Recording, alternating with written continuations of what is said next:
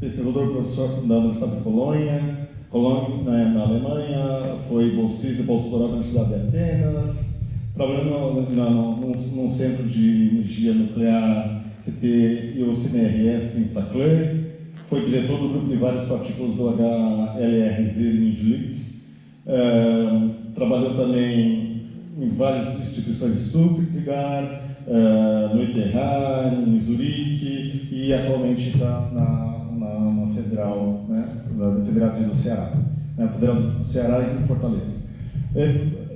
Não vou ler aqui, ele é membro da Academia Brasileira de Ciências, mas obviamente que ele é membro de várias academias ao longo do mundo. Ele ganhou inúmeros prêmios que eu não vou listar aqui. As contribuições científicas dele são nas áreas mais diversas dentro de física estatística e outras áreas importantes de física.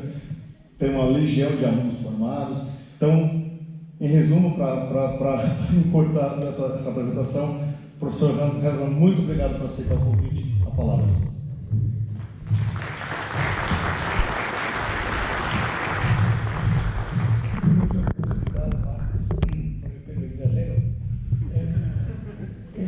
Boas noites a vocês. Eu me sinto muito honrado de poder dar essa palestra de abertura. Estou no meio da muito honrado, muito feliz e ver que é um evento muito concorrido. Estou muito feliz de ver vocês. O Marcos Mainz me pediu fazer uma introdução à física estatística para leigos. Ele disse que era uma apresentação para pessoas de fora. Eu estou vendo muitos expertos e poucos leigos, mas eu me desculpo de uma vez que eu preparei uma aula para leigos e eu imagino que muitos de vocês vão ficar aborrecidos, vão ser muito chato, muita coisa que já sabia, mas desculpa, essa foi a missão que me deram de falar coisas simples.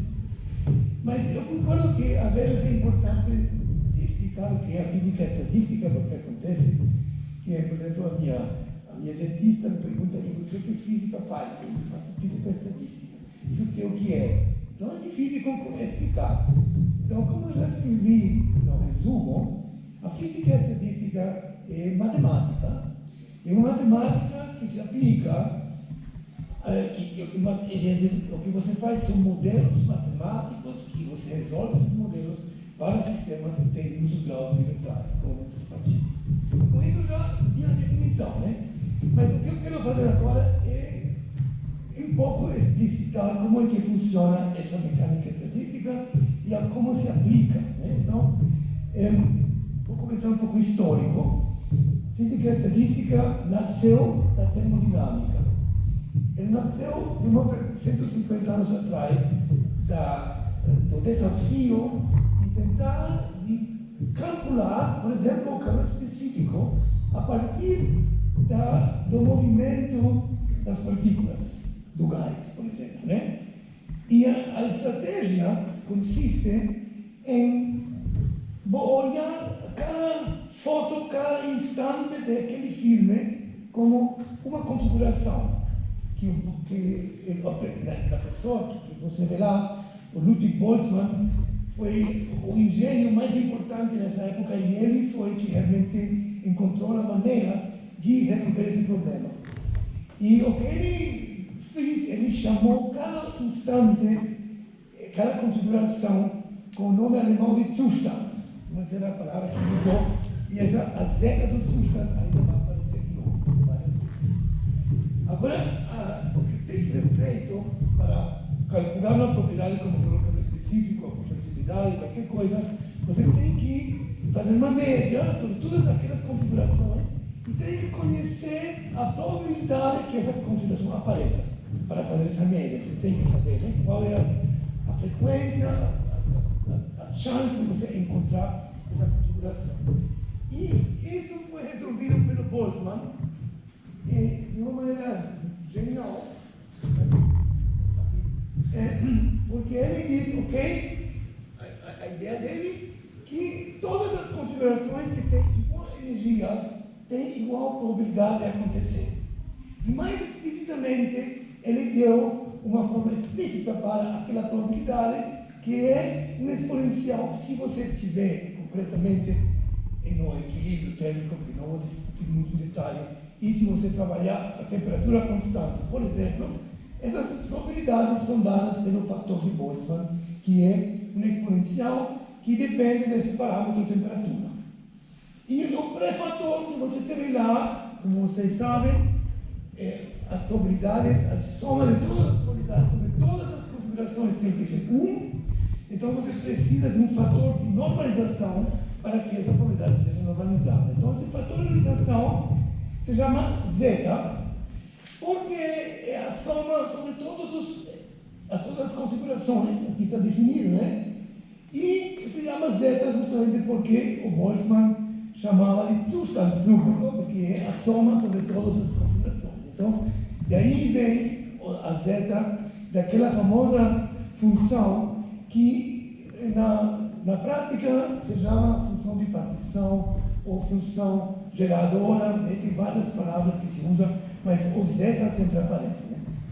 E uma vez que você já conhece o peso de cada uma das configurações, você pode calcular para a configuração as suas propriedades, como velocidade média, pressão, energia, e depois você pode calcular o valor médio, simplesmente conhecendo aquele peso estatístico. Então, essa é a estratégia geral que a gente sempre faz na física estatística. E o que é interessante é que, a partir dessas fórmulas, você pode desenvolver todo um mecanismo, um formalismo, que todos os que fizeram, eu vejo que muita gente aqui na sala já fez física estatística 1 e física estatística 2, então vocês sabem exatamente como você pode explorar esse início aqui para obter logo a entropia e as funções, todas as termodinâmicas que você pode obter. Essa parte eu não vou falar, porque tudo é pura matemática, porque eu não estou aqui para falar das fórmulas, porque o público é supostamente leigo, né? Então, essa parte aqui não tem mais fórmula depois. Isso é o início do que você quer do formalismo da física estatística que as pessoas aprendem na aula, mas a base é justamente de compor o sistema em configurações e saber qual é o peso estatístico delas. E o Boltzmann resolveu o problema de uma maneira genial, encontrando justamente uma expressão que depende só, mostrando que as configurações com energia constante têm a mesma probabilidade de acontecer. Então, essa estratégia geral agora foi aplicada para muitos outros casos, onde você vai encontrando muitos graus de liberdade.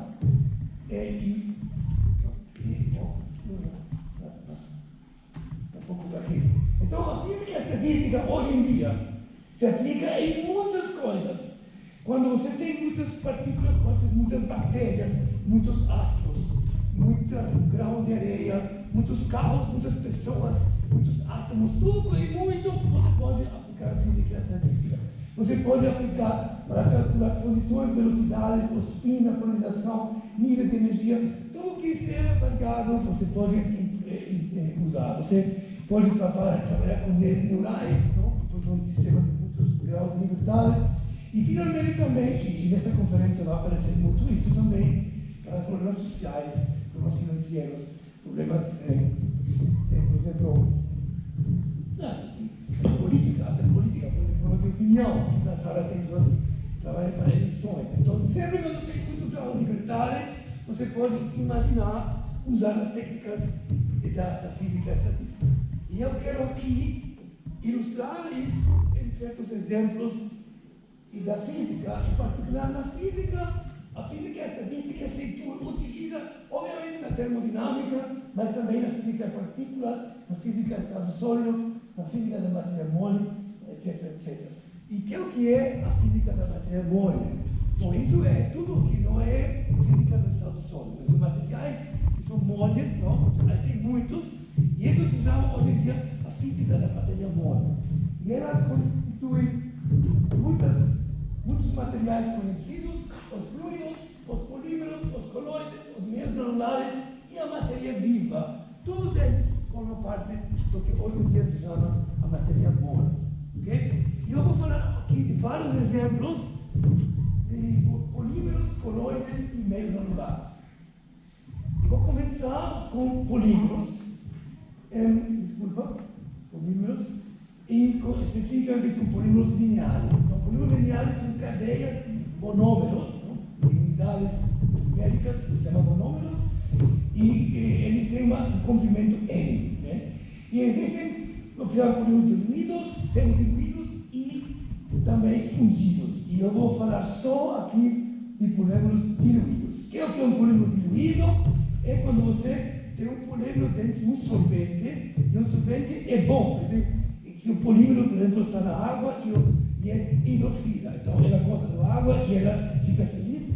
E aqui tem um exemplo famoso que é o DNA, uma solução aquosa. Você vê a cadeia do DNA dentro do movimento térmico, tem muitas configurações. Então, esse é tipicamente o que você observa um polímero linear diluído, ok? Então, só uma cadeia só, não é muitas cadeias, é uma cadeia só, mas ela tem N monômeros, ok? Então, agora vamos tratar esse problema com física estadística. Mas primeiro eu gostaria de mostrar para vocês uma propriedade que esses polímeros lineares têm, que é muito especial, e é que se você faz espalhamento da luz, você percebe que, porque com o espalhamento da luz você pode medir o tamanho do objeto, porque você vê, o objeto faz assim, tem um tamanho, e você percebe que esse tamanho que você mede com o espalhamento da luz, ele está relacionado com a massa do objeto, que é o comprimento da cadeia, o número de monômeros da massa do objeto, de uma maneira complicada, né? Quer dizer, a massa cresce como a largura com expoente 1,67, que não é nem 1 nem 2, isso que se chama fractal, é uma dimensão fractal. Eu acho que todo mundo já escutou isso, né? Que é fractal, mas mesmo assim, quero sempre insistir que a fractalidade é uma propriedade muito especial, não é qualquer coisa. Para um objeto ser fractal, tem que conseguir várias leis, sobretudo tem que ter uma invariância de dilatação, uma variância de escala. Né? E vou dar só um exemplo, mas claro que é um exemplo trivial, de certa maneira, todo mundo já conhece, que é a dimensão fractal desse objeto que se chama o de Sierpinski, onde você itera o sistema, a cada iteração você aumenta o tamanho linear por um fator 2 e você aumenta a massa por um fator 3. E isso, se você faz aquilo sistematicamente, você vê que, obviamente, o objeto fica cheio de buracos, e buracos cada vez maiores, porque senão não daria. E se você faz isso, você vê que se a massa aumenta por um fator 3 e o comprimento por um fator 2, você vai de uma escala para outra, você tem essa relação, e daí você obtém que a dimensão fractal é logaritmo de 3, o logaritmo de 2 e esse 1,7. Então, para obter essas dimensões fractais, você precisa ter essa invariância de dilatação que você observa aqui. Então, para obter um modelo que reproduz aquilo, você tem que ter uma boa ideia, né? Como criar um modelo que, no final das contas, reproduz essa dimensão fractal.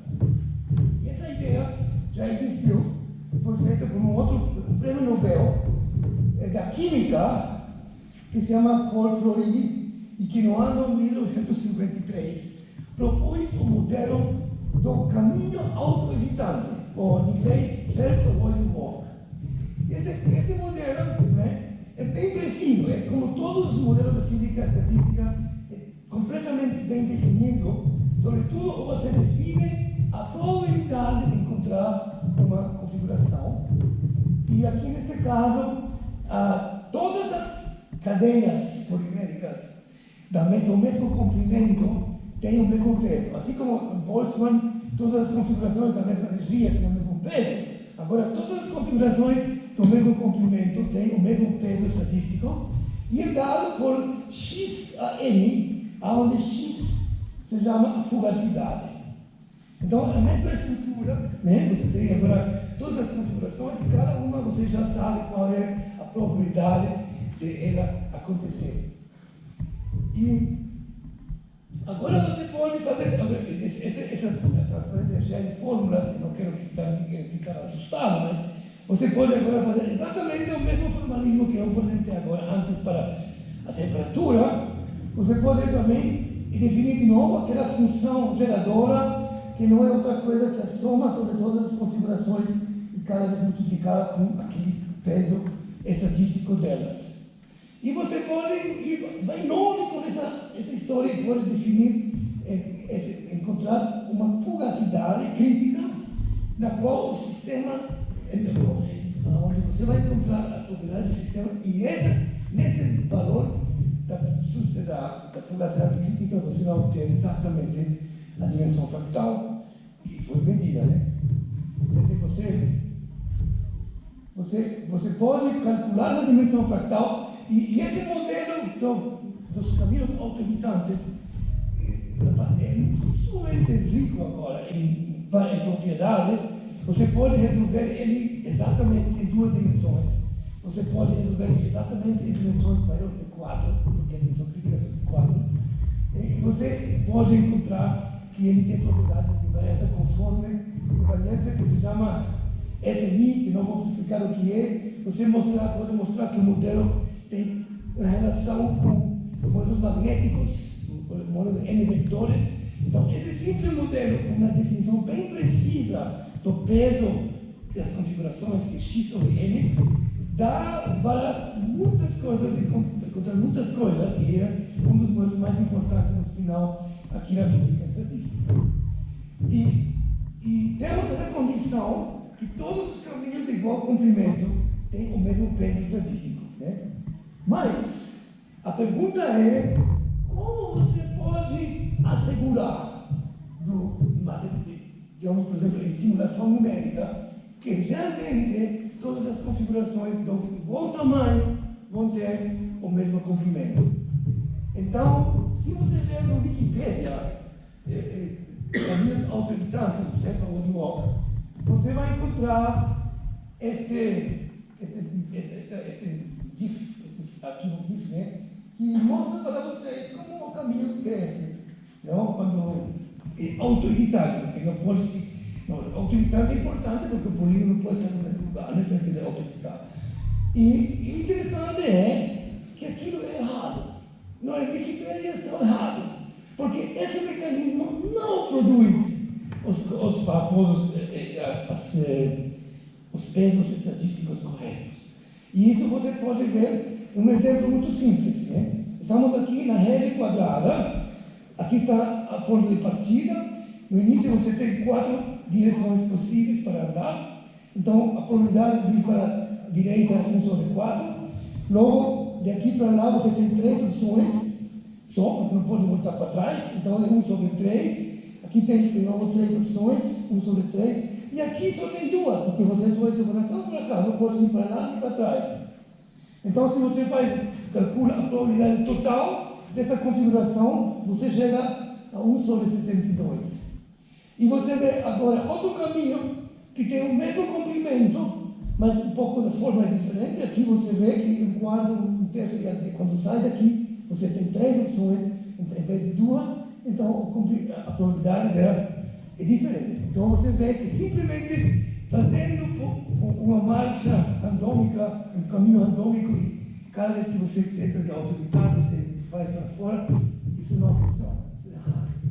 Então, para você construir caminhos que são corretos, quer dizer, que dão uma boa estatística, no sentido que eles têm todos os caminhos do mesmo comprimento, do mesmo peso estatístico, você tem que inventar algoritmos bem complicados, bem inteligentes. Eu não vou explicar aqui, mas foi feito e quero só mostrar para vocês o resultado, que é que você pode fazer caminhos de até 10 a 8 hoje em dia com um algoritmo que se chama o algoritmo do pivô. Aí você vê agora uma imagem de um caminho autoevitante, né? De grande escala. E quando você vê aquilo, você reconhece a autossimilaridade. Você vê que a grande escala ele é parecido com o que ele era a pequena escala. que é aquela propriedade básica que dá a fractalidade. E se você faz aquele outro caminho que você mostrei para vocês antes, aquele aqui, né? E também na literatura científica se chama caminho de crescimento cinético, quer dizer, não é a mesma coisa que o caminho autolitante. Esse caso não produz a dimensão fractal correta. Então, escolher os pesos corretos é fundamental para obter o resultado correto. Ok, continuando com polímeros, eu gostaria agora de falar dos polímeros ramificados, que não são lineares. E o famoso exemplo aqui é a formação da gelatina. A gelatina é um polímero também, mas agora não é uma linha só linear, mas ela é ramificada.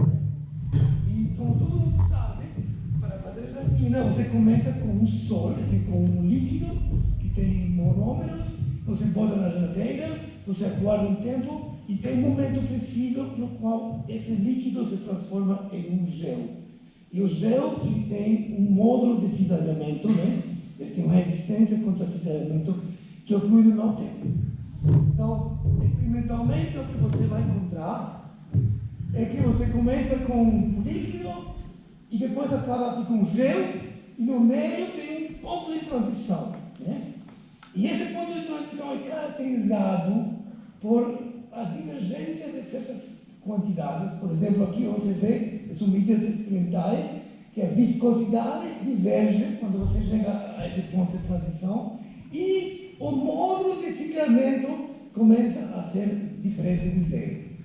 Então, com isso você caracteriza o que se chama a transição da gelação. Ok? E ela acontece a um tempo bem preciso, um tempo de gelação. Para descrever esse fenômeno, existe outro modelo muito bonito na física estatística, e esse modelo é o modelo da percolação, né? Que foi inventado por um matemático inglês que se chama John Hammersley no ano 57, quer dizer, poucos anos depois do caminho autolitante. E esse modelo de percolação é o seguinte: você tem uma rede, um sistema contínuo também pode ser, e você vai ocupando sítios com uma certa probabilidade, que você chama de P. E quando a probabilidade é pequena, você vai ter objetos isolados, assim, aislados, e quando a probabilidade é muito grande, quase tudo está ocupado. E entre aqui e aqui tem uma transição, quando por primeira vez você pode ter um caminho de dos cinzas que vai de baixo para cima. Quer dizer, quando você conecta o baixo com a parte de cima com um só objeto de cinza, significa que esse é o gel que agora está conquistando o sistema inteiro e está impondo um módulo de cisalhamento, que aqui não tem. Então, esse modelo, bem simplificado, descreve justamente essa transição entre um objeto sem conexão com um objeto com conexão, que se chama de cluster infinito. O nome que se dá na percolação, quando você diz que esse objeto aqui que conecta tudo, que é o gel, também se chama um cluster infinito, porque o sistema infinito é de infinito. Então tem o nome de esse. E para esse modelo, de novo, você tem um valor preciso para a probabilidade de uma configuração acontecer. E a probabilidade é dada por que a potência de número de sítios ocupados multiplicado por 1 menos P, a potência dos sítios não ocupados. E essa é a probabilidade de uma certa configuração acontecer. E você, de novo, você pode escrever uma função geradora do mesmo jeito, que eu agora nem escrevi aqui, e pode fazer todos os cálculos de novo. E esse modelo de calculação, de novo, é um modelo super importante na física estatística, onde você pode calcular muitas coisas, você pode calcular exatamente muitas coisas, entre outras também os pontos da transição para muitas redes, e, sobretudo, o cluster infinito, aquele cluster, quando você está exatamente na transição, exatamente no ponto de transição, esse cluster infinito, de novo, é fractal. Tem essa propriedade da autossimilaridade, da lei de escala. E aqui você vê um exemplo desse cluster infinito, que a parte azul, né, as partes vermelhas são outras classes menores, mas a parte azul é aquele objeto cinza que conecta da cima para baixo. Né? E em duas dimensões sabemos de maneira exata que a dimensão fractal é 91/48. Né? Em três dimensões a gente não conhece o valor exato, mas conhece aquele com alta precisão. E acima daquele cluster infinito, você pode definir um subconjunto que se chama o backbone, que é o número dos sítios que você teria se você aplica uma corrente, um potencial elétrico. Quais seriam os sítios pelos quais tem uma corrente elétrica? Ou, em outras palavras, são todos os sítios que ficam em cima de um caminho que vai diretamente de cima para baixo. E as partes azuis aqui são as partes onde você não chega no final. Você entra aqui e você não pode baixar mais. Então, são a parte condutora de eletricidade, no caso que você imagina que esse objeto é feito de um metal. E esse backbone sempre foi um mistério como calcular a dimensão fractal. Para os aspectos da sala, que eu acho que são quase todos, né? Eu queria mostrar aqui um dos resultados que eu acho o resultado mais importante do ano de 2024, que foi obtido, que é que a dimensão fractal do backbone, por fim, alguém foi capaz de calcular. Isso eu acho que é fantástico. Foi no início do ano, Pierre Moulin, com 3 outros chineses em Hong Kong, um trabalho maravilhoso. E o que é interessante é que o valor do expoente da dimensão fractal do backbone é a solução dessa equação transcendental. O que faz que o expoente do backbone agora é o primeiro expoente conhecido que é transcendental, que não é simplesmente racional, irracional, mas transcendental. Então eu acho que esse é um resultado novo, recente, que para mim é o mais importante deste ano. Né? Ok, mas voltando para os leigos, né?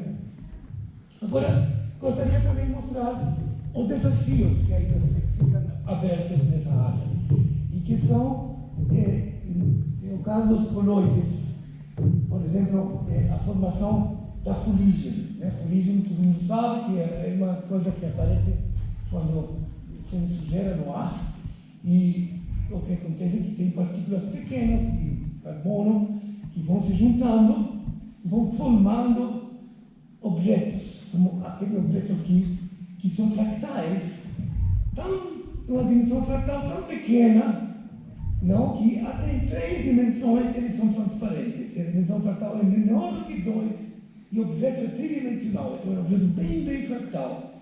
Você pode reproduzir ele não só na fuligem, mas também no laboratório, por exemplo, com pequenas esferas de metal dentro de um fluido, né? Elas também se agregam por forças de Van der Waals. Então, esses objetos, assim, são bem conhecidos, a gente sabe como eles aparecem, e existem modelos também para reproduzir aquilo. Você tem primeiro modelos de baixa densão e modelos de alta densidade, e todos os modelos funcionam do jeito que as partículas se movem de maneira randômica, e a cada vez que eles se tocam, eles ficam juntos, eles ficam colados, né? Então, esse modelo é muito simples. No fundo, você pode simular ele, você obtém resultados bons também, mas ninguém sabe quais são os pesos estatísticos ainda. Esse modelo aqui, mesmo que seja tão simples, é um desafio para todas as novas gerações. Não? Ter uma ideia genial aqui como definir os pesos estatísticos nesse modelo, que é, claro, difícil, porque é um processo irreversível, é um processo fora do equilíbrio. Então, para calcular os pesos, teria que fazer saber qual é a história que tem a configuração. Né? É mais complicado, mas esse é, na minha opinião, um dos grandes desafios ainda que temos tentar desenvolver esse modelo simples. Ok, então, depois dessa, eu gostaria finalmente falar dos meios anulares. Os meios anulares são sistemas onde você tem muitas partículas macroscópicas, mas cujas colisões são dissipativas. Quer dizer, você não tem conservação de energia. E, fora disso, como você sabe, na areia, as partículas também todas podem ser diferentes na forma, podem ter diferentes propriedades, mais lisas, mais etc. Então, tem muito grau de liberdade e tem muitas partículas. Então, é uma área que se dá muito bem para fazer física estadística. E nesse sistema tem agora uma nova física estadística que foi proposta por um físico estatístico inglês que morreu vários anos atrás, o Sam Edwards, para descrever empacotamentos granulares, é decir, sistemas em repouso, sistemas que não se movem, não? Por exemplo, aqui um pedaço de solo ou um pedaço de areia da praia, né? E o que ele propõe aqui, o Sam Edwards, é que configurações que têm o mesmo volume têm a mesma probabilidade. Assim como Boltzmann diz que configurações com a mesma energia têm uma probabilidade, agora aqui ele diz que configurações com o mesmo volume, não é o volume da configuração X, né? Tem a mesma probabilidade e dada também por um fator parecido ao fator de Boltzmann. Aonde agora introduz uma variável que é análoga à temperatura, que se chama a compactilidade, e que representa a resposta do sistema a uma modificação de volume. Né? Então, já com essa hipótese, que você sabe qual é o peso estatístico de cada configuração, de novo, você pode definir uma função zeta, uma função grande canônica de partição, né? E você pode fazer um bocado de cálculos, que obviamente eu não vou apresentar aqui, porque é uma apresentação para leigos, né? E nesses cálculos você vai encontrar, o mais importante resultado desses cálculos é que você pode decidir se uma configuração de partículas com diferentes tipos de graus tem segregação ou não. Que é o que é segregação? Segregação é um fenômeno que você, no final, só vai encontrar nos meios granulares e que é muito esquisito se você tem. Eu vou mostrar um exemplo para vocês da segregação. Esse aqui é um experimento muito simples. Você joga uma mistura de dois tipos de grãos. Grãos grandes, com grandes asperidades, grandes rugosos, que são os pretos, e as outras são partículas pequenas, brancas, e são lisas, são redondas, lisas, né? E como você vê,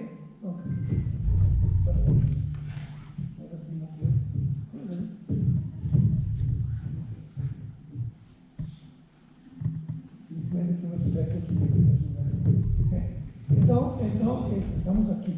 Então, você vê que, nesse caso, você tem uma segregação. Você tem que as partículas pretas, elas gostam de ficar no lado e as partículas brancas no meio. E esse fenômeno da segregação contradiz muitos princípios que você conhece. Por exemplo, aquele princípio do crescimento da entropia, que as partículas, o sistema cada vez fica mais desordenado. Aqui não, aqui o sistema está se ordenando, está segregando. Então, essa teoria do Edwards, ela pode dizer em que condições você pode ter segregação ou não ter segregação.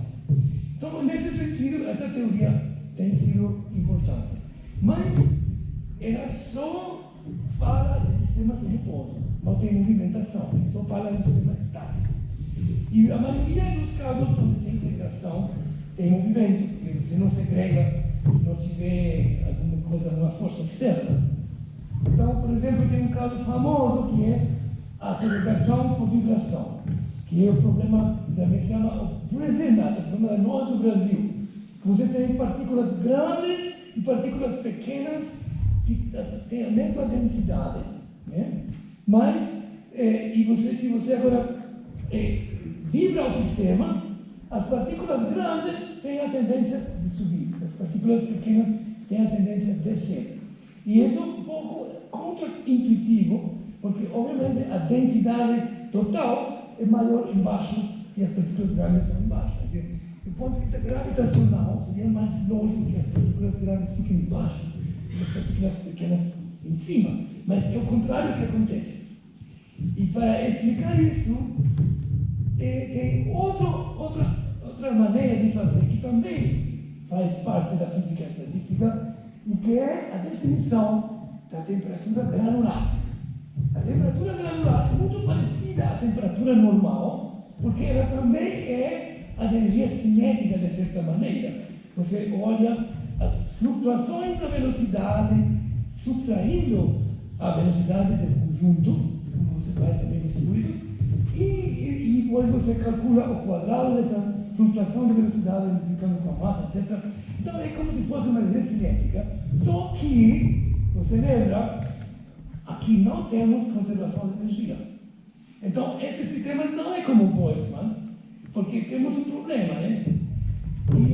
Bom, isso você pode ver toda uma filosofia atrás, mas o que é interessante é que com esse conceito da temperatura granular, você pode explicar o efeito do Brazil-Natt e também pode calcular até a velocidade de segregação. Você pode calcular com que velocidade as partículas grandes vão subir. E a ideia é muito simples, porque você diz o seguinte: as partículas grandes, a dissipação acontece nas colisões. Cada vez que você colisão de dois lados, você dissipa energia.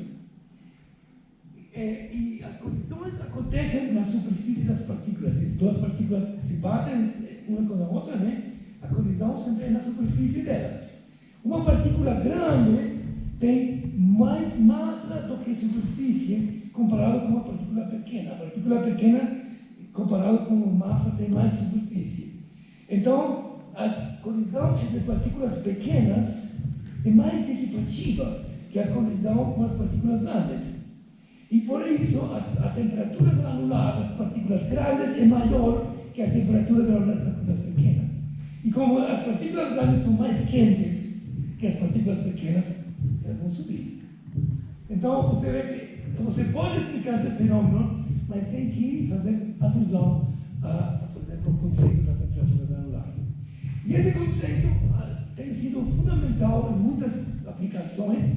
Eu vou mostrar agora, antes de terminar, uns 2, 3 filmes onde você vai ver a temperatura granular especialmente em função do que acontece. Primeiro, por exemplo, aqui, a primeira coisa ainda interessante é um experimento em cisalhamento. Você toma empacotamento de grãos e você cisalha, né? Então você mede ao mesmo tempo a temperatura granular e a compatibilidade do Edwards. E você vê que, no fundo, as duas estão relacionadas de maneira linear. Então, a temperatura granular está, não é completamente dispersa, diferente do conceito do Edwards. E agora vou mostrar alguns exemplos onde a temperatura granular joga um papel importante. O primeiro é o resfriamento do gás granular. Quer dizer, você começa com um gás granular e você deixa ele evoluir. As partículas, cada vez que vão na colisão e vão perder energia, vão ficar mais devagar, e o gás vai começar a ficar mais frio, né? E as cores aqui representam a temperatura granular, sobretudo a diferença da temperatura granular do valor médio. E você vê que quando que o sistema evoluciona, ele vai criar regiões de alta temperatura granular e de baixa temperatura granular. E, finalmente, esse é o processo que inicia a formação das estrelas, a partir da poeira interestelar. Porque, no início, quando as partículas são muito pequenas, o gás, digamos, no universo, a massa é tão fraca que as forças gravitacionais não são importantes. Então, o que joga, nesse caso, é justamente a dinâmica do gás granular, que cria aquelas regiões onde tem uma acumulação maior de partículas que vocês viram aí no filme, e que essas são as sementes das estrelas do futuro. Outra aplicação são sistemas de movimentação. Você pode ver como, quando você tem um funil, não, a temperatura granular muda e a aceleração faz que as partículas fiquem mais quentes, né?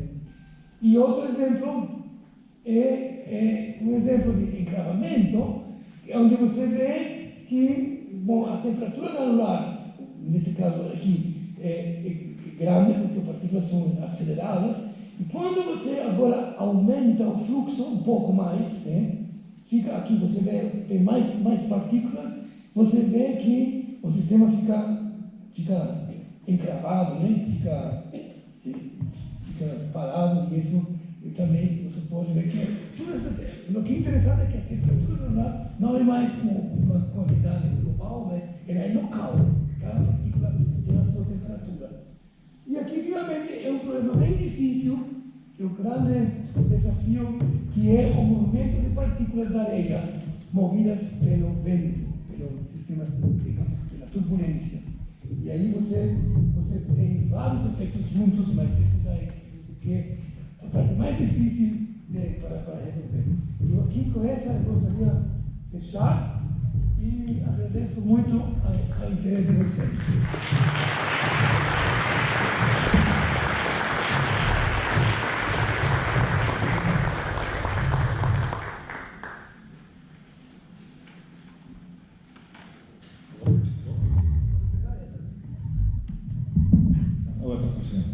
Então, muito obrigado por uma excelente palestra. Eu acho que de todas as palestras que eu já vi, é a mais técnica, mas em todo caso... Não, exatamente. Tá? Então, vamos abrir para perguntas. Eu acho que todos devem estar curiosos, pelo menos, por um aspecto dessa palestra. Então, a palavra, como eu tenho esse microfone com um fio, eu peço para o pessoal que quiser fazer pergunta tem que se aproximar aqui, infelizmente não tem como levantar. Ou então levanta e faça a pergunta, daí tiver uma voz de barítono, a gente escuta. Então eu vou começar. Hans, eu achei muito interessante você elencar os desafios da física estatística. Tá? Eu já que é uma palestra geral, eu te perguntaria, esses desafios